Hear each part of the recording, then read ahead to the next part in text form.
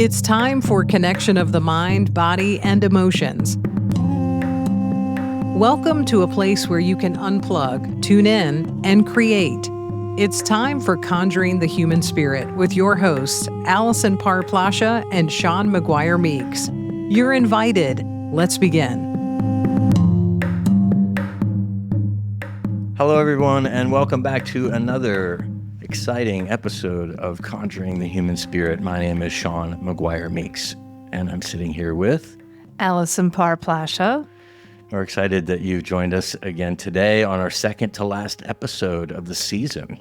My goodness. Oh, that's crazy. It is. This one big juicy experiment. It is, and it's October, so I think October the 2nd today.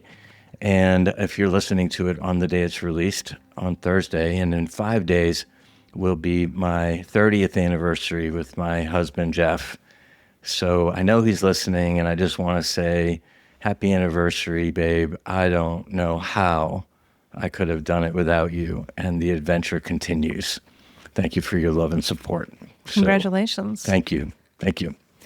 30 years, been easy. If anyone wants to know, it's been super easy. No, not hard at all. And many of how, or much of how we were able to stay together for all these years has been the concept of what we're going to talk about today in this podcast, or this episode rather. And we got the frog today? Yeah, we really do have the frog today. Oh, hallelujah. He's been missing. We didn't hear him yesterday. No, we didn't hear him last week or the week before, I don't think. So I'm so glad he's here today. That's affirming to me that I'm doing what I'm supposed to be doing. That's why the frog shows up for me. That's what it means to me. So I welcome Mr. Frog, and so grateful to talk about this in this episode, which is teaching people how to treat you. And as I said, much of the success of my 30-year relationships and many of my long-term friendships have been around this concept. It's one that I heard from Maya Angelou years ago. She says we teach people how to treat us. And, because they also show us who they are. And when they show us, we have to believe them. And so all that kind of ties in together in some kind of way. The teaching people how to treat us really starts with day one. Yes. In coaching, we often use that word, as you know, of design. So we design our alliance with all relationships, whether it's a colleague or a loved one or a friend. Can we slow that down for a minute too on that designing an alliance? Tell me about that, Allison. Well, I was going to get into too, just real quick, we also, more often than not, we unconsciously design an alliance with somebody. And it really is aligned with what we're talking about of, we are teaching people how to treat us. So designing a life or a relationship it's a coactive process. And basically, you are saying hey, this is what works for me, what works for you. I often use a metaphor of there's a table and you're okay, so this is my piece and this is what it means to me. And then they're and here's my piece and here's and ultimately then you just come up with a consensus. So if I'm understanding you, it's I'm telling you that this is what I need from you. Mm-hmm. And just because it's what I need doesn't mean you have to agree to it. Yeah. Right? Or they might not be able to do it, but they might say well, I hear you and I hear how important, I can't do that, but I can do this. And in turn, then I would say back to you, what is it that you need from me? Mm-hmm. And it's a great way to start every relationship. Yes. If you can think about it. I don't think about it all the time. I don't know about you. Yeah, I try to because I notice when we unconsciously design a relationship, issues can arise. So I try to be mindful, but I'm not always good at it. Yeah, we're building community here in Central Georgia. There's a lot of gay men that are moving here into the country, and some of them remind me about this mustard seed of relationships and how really relationships begin in such a small way. I have the tendency, oh my God, I love you. I love him. He's awesome. These are great guys. I want to, I want to know everything now. I want to be friends. I want to go to dinner every night. Yeah. I want to, all of that. And being reminded by some of them, slow down, and let's just be with this moment. Let's be with this little mustard seed and see what happens. Be with the spirit of this new friendship and see what happens, instead of jumping right into let's design, right? This is what I need. This is what you need, right? It's more subtle. It's not like, this formal, like, sit down. It is a little bit more subtle. Well, and it depends too, how long the relationship is. But in the beginning, it's more subtle because I don't even know what their needs are. They don't even know what my needs are. And I think, like Maya Angelou said, I said a minute ago, people will tell you who they are. And when they tell you, believe them, because no one knows them better than they know themselves. I would say to that, though, at the same time, like, I'm also a big believer in communicating. So it's like they'll show you who they are, but maybe that's their culture, the norms that they were raised with. So there is an opportunity to say, hey, I noticed you've been kind of late, the past 3 times we were going to connect. And it wasn't like 5 minutes, it was like an hour. So like in the future, what would be really helpful for me is, you give me a heads up if you're running late, and so then it's kind of co-created, and the person might not be malicious. It could be just, it's kind of how they were raised, or it was just normal in their culture, and it doesn't work for you, and that's okay. Well, and that's where the communication comes in. Yeah, I was going to say that's where the design starts. Yeah. When there's some sort of, Mr. Frog, when there's some sort of disconnect in the relationship, something's not quite working for you, doesn't make them a bad person, like you said. Yes. Could be culturally, could be just different ways of looking at it. And again, it's a newer relationship. They don't know you, and they don't know what's important to you. For me, like you just said, being on time is important to me. And I'm on time. Yes. If I say I'm going to be somewhere, I'm there most of the time. It's important to me, so I really strive to do that. But not everybody's like that. And so to begin to design that at that moment, without, not in an aggressive way. Exactly. Right? Just to say, hey, like you just said so gently. Sure. And it's like, I like to, like, even, when I was driving to the farm and, initially I'm like, I'll be here at noon. And then I recognize typically if you just even do one pit stop or there's a little bit of traffic, you're running late. So I just gave you a heads up just so you know this is when I'm coming. Not everybody does that, but they just might not know, or they might not know how important it is. So, yeah, well, I've pretty much voiced how important it is to me. When they come here to the farm, my husband has, I call it craft services. So he's got charcuterie out, and he's got all this fancy food out. And so to know when people are arriving is real important because it's timely, and he wants it to be just perfect when people arrive. Yes. And all of that. But so we're teaching people how to treat us. And I think it's also a good mirror for what's happening in our own mind.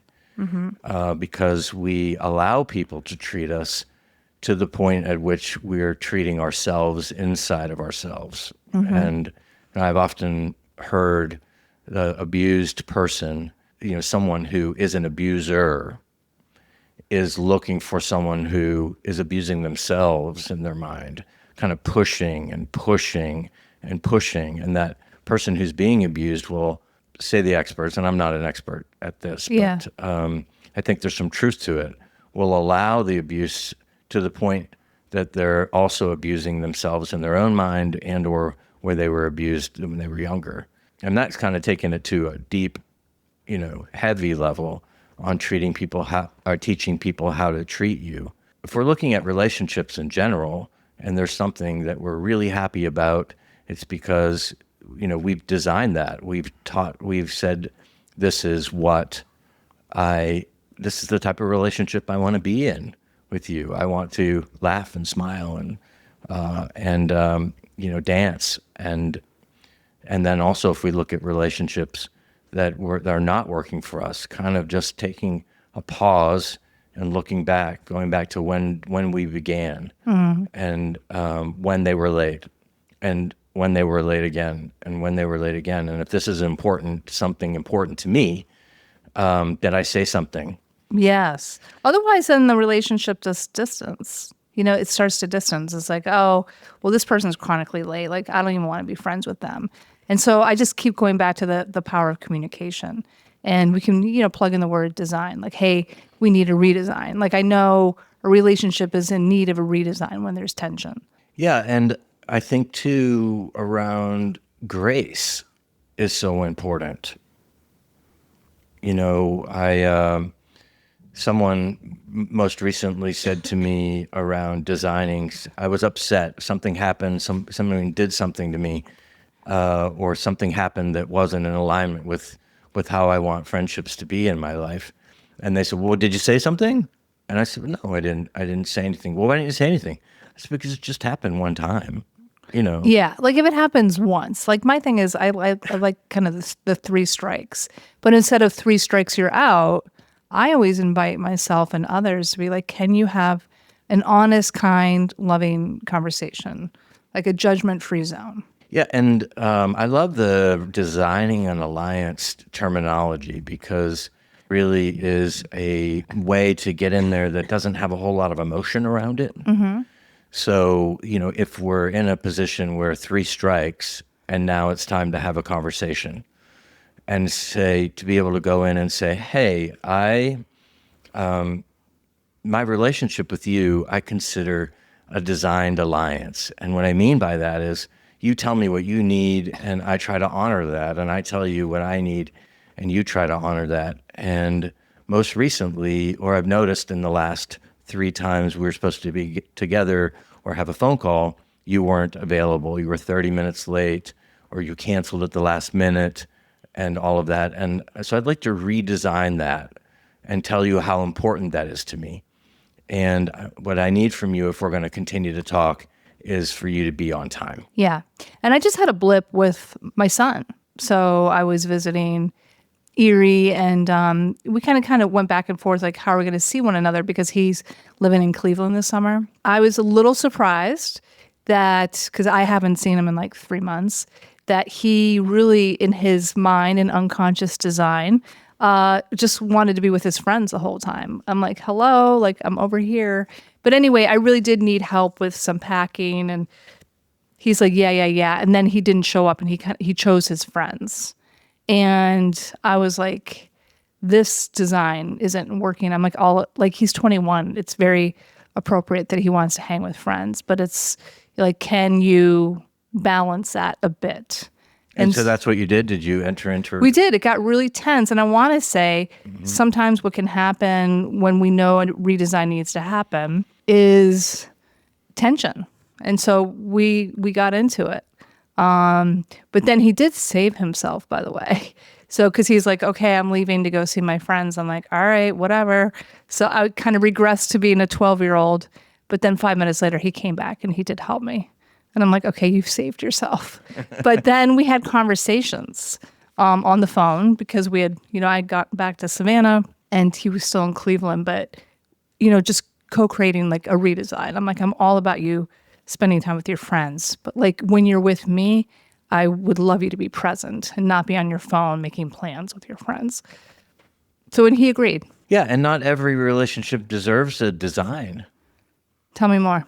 Well, I kind of going to go back to, if you listen to people, they'll tell you who they are over and over and over. And we're not fit to be in relationship with everyone. Mm-hmm. We're not fit to have that intimate conversation about what my needs are, what your needs are with everyone.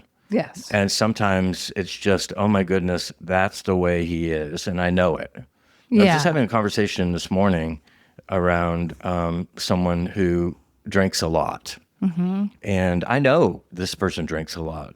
And I'm in relationship with this person knowing that they drink a lot. Mm-hmm. It does not going to serve me to have a conversation with someone who drinks a lot. Yeah, to say, definitely. And so I have a choice in all my relationships to set a boundary. Do I need or want to be in relationship with this person, or is it worth a redesign?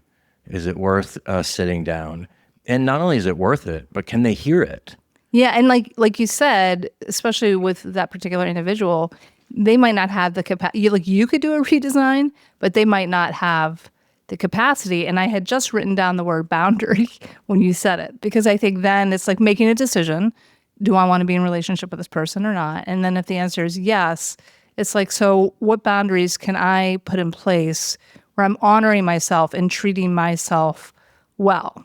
And so to me, especially being around difficult people, I always say to myself and to people I'm coaching, like, less is best. So like lots of breaks. So it could be like, okay, I just remember my cousin had it down. She spent a lot of time in the rooms of Al-Anon. Her dad was a highly functional alcoholic, but nonetheless an alcoholic. And I think he started drinking like around 5. So she no longer kind of stayed with him. He didn't stay with her. She would always get a hotel when she went to visit, but she would plan things like in the morning and the afternoon, and she would always excuse herself at 5 o'clock because she knew that's when he would start drinking. Well, and they ended up having a beautiful relationship. So to me, that was a beautiful boundary put in place.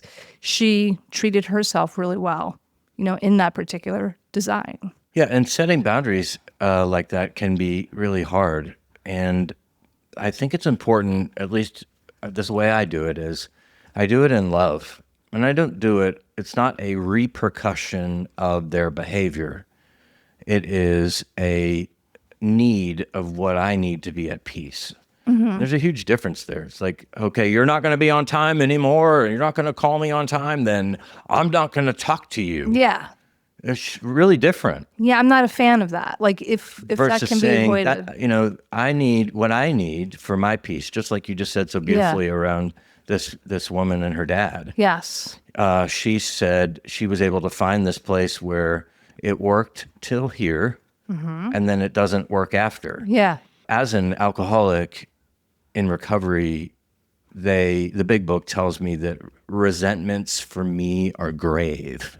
And I remember my sponsor, Warren, my first sponsor, when I read that in the book, he said, "Stop! What does that mean, Shawn? What is that?" And I said, "If I have resentments, then I die?" Yeah. And he said, "Yes." And it's such a big piece of it, because getting to a place where I can set a boundary so that I don't have a resentment. Yes. And that's the loving, like she did, her dad. Yeah. Loving him to where she could, authentically. Yes. And then not loving the drunk that was after 5 o'clock. Because a lot of people, I would say, in modern times, estrangements become really big. And they're just like, well, I'm just not going to have a relationship. I'm never going to talk to my dad again. And I feel like people are missing out on these opportunities to stay in relationship with somebody, but in a way that it's more of a win-win. Let's talk about work, because we're talking about kind of relationships, but I think hot button work. Work is like, that's a big place where we might feel like we're not being treated well. Or, I've worked with people where they're like, well, everybody's getting a raise but me. There's these different scenarios and situations. Well, I mean, I've always been an entrepreneur, so I've never punched, in my younger years at my high-powered job at PetSmart, I punched a clock. But after that, I had my own construction company for a while, so I was my only boss, and I was with people for a short period of time, and then I was out. And so if someone was treating me poorly for a short period of time, that was fine. I wasn't going to see them again anyway. Yeah. It was also interesting when we owned the restaurant for 7 years, because to be the owner and then to have employees and to witness them trying to climb this corporate ladder that they thought they had to climb. It's like we talk a lot on this podcast around domestication of the human being. People are domesticated to at work to believe that they have to act a certain way, be a certain way, in order to climb the ladder. And when we had this restaurant, people would just kiss my behind and kiss Jeff's behind, and you could feel this infighting between them. Like everybody wanted to be an assistant manager or a manager of the restaurant. And I used to just pull them aside and say, "Stop, stop it. You don't have to kiss my behind. We sell happiness and coffee. That's it." Yeah. And so, even as the boss, teaching them how to treat me because I didn't want that. But what I found was it was so ingrained in our culture on how it is to be at work, what you must do to be at Yeah. work, and what you must say and how you must act. So you work with a lot of people who have a 9 to 5. Yes. Yeah. Yeah. I mean, I do work with a lot of entrepreneurs, and like you, I've never punched a clock. So, but again, we teach our clients like how to teach or treat us, and so whether that's like being on time, because I have a thing around timeliness as well, just because I want to also kind of teach people that it's just respectful, and like life is life and things happen, and there's emergencies, and once in a blue moon you might forget, or once in a blue moon you're running late. But for the most part, I teach that early on, and people really abide by it. So it's kind of that early alliance.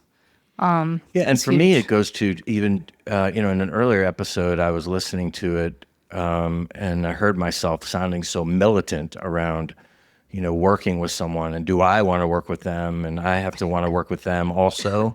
It's not only they want to work with me, but I want to have to work with them.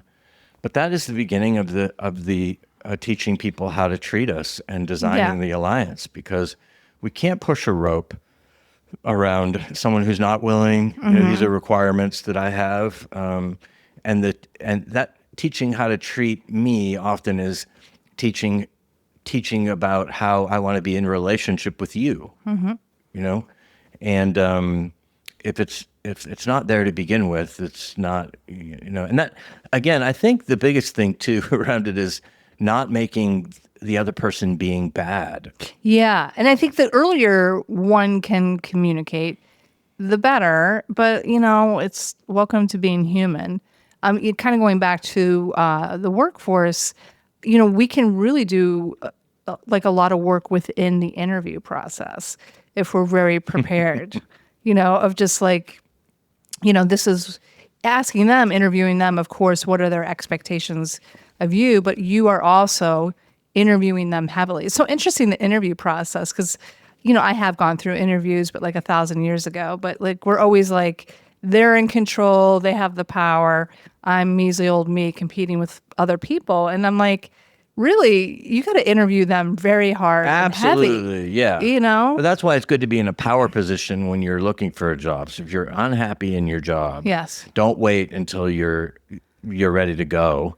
Start looking now so that you've got this job, you're grounded in it, you're not desperate, and then you go in with that, holding what you said, like interviewing them. What are the things at your job now that you really don't like? Yeah. And then telling this person who's interviewing you that what your expectations are when you work there. I had this Argentinian developer when I was selling these condominiums in Florida, and he was just so awful. And he talked to me in this most derogatory, loud voice, and he just totally disrespected me.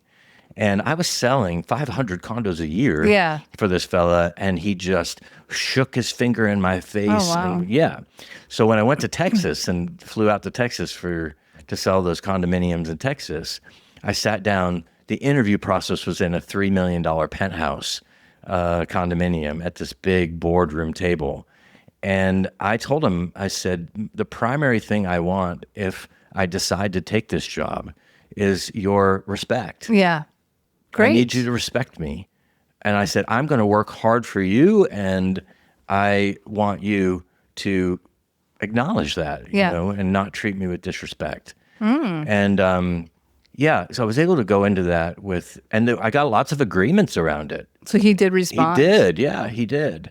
The one thing that we're not bringing up, and I'm not sure if you're aware of this, but like more and more people now are being interviewed by a computer. Did you know that? No. Yes. This has been going on for quite a while now, but it's becoming more the norm. So there's not a human on the other side. There's a computer, and it asks you questions, and you're looking at yourself the whole time. It's a very uncomfortable experience, right? Wow. Right? No. So you can't really, Oh, my. but then to me, everyone, we're all in these different positions in life. But like, I know personally, I could never work with somebody who utilizes that interview technique. Well, when the times were getting tough in the real estate business, I thought I would go on site with some of these big corporate developers like Lennar and Pulte and all of that. And that reminds me, you're telling me, it reminds me of this. They had this like personality test and they made you take it before they would even allow you the interview Yes. process. And I'm so independent, type A. I'm so, we'll make it work. We'll scrap two things together and Yeah. get the sale done. And that is so not their style. By the time they got done reading my personality test, they're like, heck no, we're not hiring this fella. And the reality was it wasn't a good fit for me either. I was in desperation. Yes. And I was out there just trying to find something. And they wanted someone that they could control, not someone who had their own mind. Yeah. So, but I kind of go back to what the internal dialogue is. What is being said, and really kind of paying attention, being mindful, stalking. We talked about a little bit of that in the last episode around our internal dialogue. When we look into the mirror, what are we saying? Are we saying, "Ma, you're beautiful," or "Another good day is on the horizon. I'm so grateful for my dogs and the rising sun." Or are we saying, "God, you're fat, you're ugly, you need more Botox, you're this, you're that"? What is that internal dialogue? Because that is a mirror, that internal dialogue reflects by our relationships. Yeah. So if we're treating ourselves poorly, obviously, like we were saying, we're magnets and we're going to attract somebody that treats us that way, whether it's in our personal relationships or our work relationships. So when we're designing this within ourselves, it's really about self-love. And then when we're designing these, it's funny too, Allison, because, there are old relationships and then there are new relationships. And there's old me and then there's new me.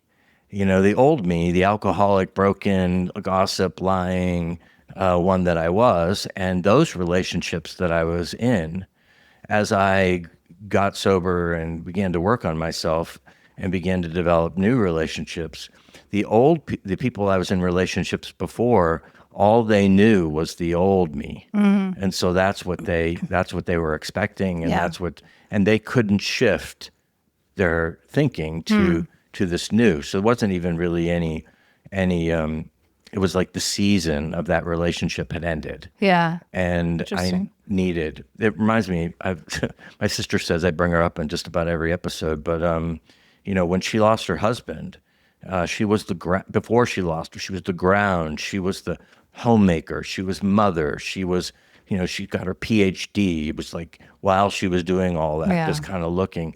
And when her husband died, everything shifted. And we all were kind of expecting the same person. And she wasn't there anymore. That person had changed.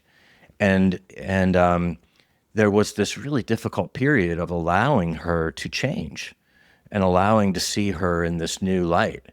And it was growing pains for her, tremendous growing pains and hard and traumatic and all of that. And then for all of us around it who were seeing her through the eyes of that. Yeah. To be able to be with this new her and celebrate this new her. Yeah. I mean, the word that's coming up for me is like fluidity. And you used the word earlier of grace. Like, how do we offer that to everybody? Because, of course, she had a huge loss. They were together at a very young age. And she did need, I would imagine, just a lot of support, grace, and going with, like, how do we kind of co-create a new design? And it could be for a few months or a few years with the rest of our lives. But like I notice with kids, because they go through these developmental stages, and as a parent, one can cling, to who they old were. Stage, yeah. And wow. I mean, it's wild to parent teenagers because they're different every day. And so like, how do you meet them where they are, not like how they were at age 10? And it's interesting because you'll see some parents really struggle with letting that go. And I just remember this is years ago, I was working for this travel company and somebody graciously opened up their home to me and a few other people as I think we were about to go to the airport, and I was in her son's room, and he had like all these like toy figurines everywhere. And the woman pulled me aside and she's like, I might be interested in hiring you to help my son. He's really stuck. I'm like, well, how old is your son? And she's like 24. I'm like, his room was like for a 10-year-old. I'm like, well, no wonder he's stuck. So there was just kind of this holding on to, like, I just felt like, and who knows why we hold on, I mean, yeah, that or 10-year-old, as you say, yeah, that could have been the best time of his life. And then they got divorced or whatever, who knows what happens in people's lives. Right. And so, and unconsciously holding on to that time that was, and then this nudging to celebrate what is now. yeah, I'm hearing you say around how you never know what you're going to get out of a teenager every day.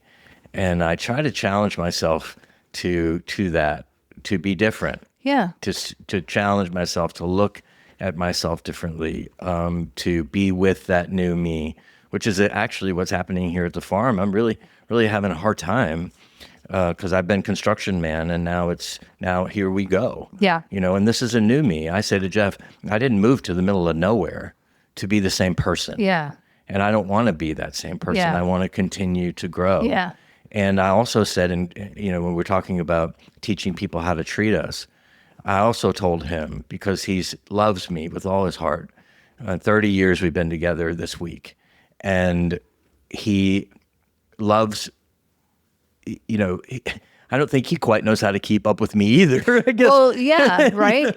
But part of it is like, I know it can be really challenging, but how do we communicate that along the way? But like, again, kind of in that spirit of grace and fluidity, it's like, I even know like, as a woman, like menopause can be like a really challenging time, and some women embrace it, others don't. But the women that embrace it, they typically are incredibly different when they're on the other side. And God bless all the partners who hang in there with them, because it's like walking across coals. It's not uncommon. I mean, I'm usually working with a handful of women in perimenopause and menopause because it's such a time of transformation. Yeah, and I'm a gay guy, and so I don't really understand a whole lot about menopause, but I do understand the magic of women. And you're the most magical creatures on the planet. You can create another human being. Your intuition is so deep and broad and stifled by societal pressures, all of that pushing your power down. And so as I'm now in my 50s, I'm hearing a lot of women, because I have friends in their 50s, talking about menopause on every level, like you just described, either accepting it or pushing it away. But I can't imagine that it's not this powerful, magical. It can be. I can't. It can be, but you are walking across coals. I bet. But it's like a woman who becomes like a parent, and a man that becomes a parent. There's just these different like transformational times. So it's like as loved ones, can we give that person grace at the same time when we ourselves are going through it, trying to communicate to the best of our ability of like, I'm not that person anymore. Yes. And so I heard you say, give them grace and love. And then also the reflection that's being reflected back to you in the mirror, give that person grace and love. Yeah, right. And that will be reflected in kind. And what I've said to Jeff most recently is, I need you to let me go. I need you to let me go. Yeah. That idea of who I was. Yes. I need you to let that go so that I can step into this next place. Because having his permission to step into these places is powerful for me. It's magic. It's huge. For me. Yeah. It's right. It really is a major ingredient in my ability to step forward. Yeah. And what's most exciting about my relationship with him is witnessing him stepping into him. Yes. He's taking pottery classes now. He's so excited about it. He's making gorgeous pottery, and he's thrilled about it. He loves his work, and he loves pottery. And so I know I'm doing good by looking at the reflection that's happening with my husband. If he's out doing and trying new things, then if I can't even see it in myself, I know I'm out there doing and trying new things, because that's the mirror. Yeah. That's the mirror. Yeah. And so in me telling him and teaching him how to treat this new me, I'm got to also do that in the mirror, and let my old self go. And you out there, you've got to let that old self go. Who are you stepping into? Yeah, who am I now, or who am I today, or who am I in this moment, or who do I want to be, and how do I want to show up? Yeah. Because people get stuck. They get afraid of change. Yeah. And then to start to numb out. And I think we have 101 ways of how to numb out in America, if not more. But yeah, I think when you're talking about like these powerful women in particular, these are women that have embraced changes and aging and menopause and all kinds of things. They've walked across the coals. They're doing it in a conscious way. Yeah. And again, back to that Marianne Williamson poem around stepping into our light fully gives other people permission to step into theirs. And Allison and I are encouraging one another to walk across the coals. She keeps talking about, I'm not in menopause, but, Well, I'm past it now. but to walk across these Yeah. coals at our age, to begin doing new things, to be inviting you to celebrate those new things with us, to and continue to encourage you to love you, teach yourself in the mirror how to treat the new you, so that you can teach others how to treat you. Yeah, and sometimes we have to work overtime. I'm coming across, and I don't know if you're kind of hearing the same things, but like partners leaving people like in their 70s, like they've been married for 50 years. So like, Was it you that sent me that video on the 104-year-old yes, woman? her husband left her like. Listen, after- y'all, she was if you've not amazing. seen this Oh my woman, God, love her. love. I know. And what I kind of love about her is she's saying a lot of the things that I'm saying. Yeah. And so that's like, I'm so grateful that I'm already saying the things she's teaching, and I feel so. Well, she just wrote a book, and she's like 101 or 105. She's dead. She passed? Yeah. Oh my God. She died last year. She did. Yeah, Okay. yeah. What a long life, a doctor. But again, going back to divorce, her husband left her, I want to say like in her 70s. 70s. She was like 73. And they were happy. Yeah. And she had done some really personal growth work. She was not throwing this guy like under the bus, but she had to do a lot of what Shawn is talking about, of really like looking in the mirror and talking about a huge redesign. And yet something obviously was really invigorating about that, because, this woman who did pass last year, but she was still doing so much until the very end of her life. I love how this episode is ending around not necessarily how I'm teaching you how to treat me, but how I'm teaching myself how to treat the reflection in the mirror. Yeah. How I'm teaching myself and giving myself permission to be a better me.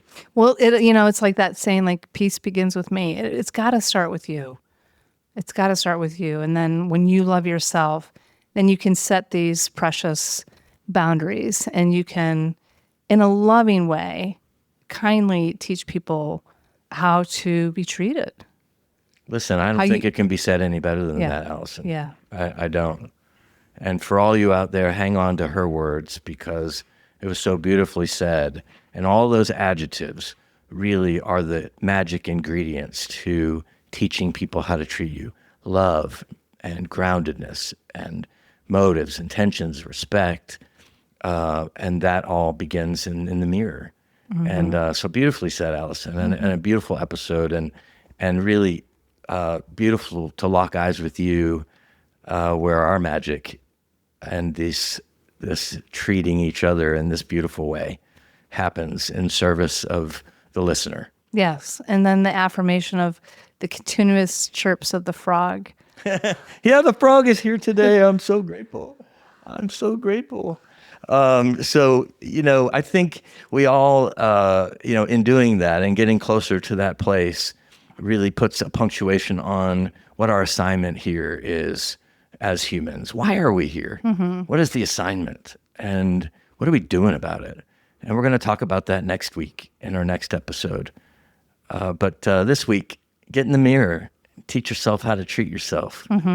with love and groundedness, and know that we're here supporting you and loving you and grateful you've joined us. Thank you so much. Take care.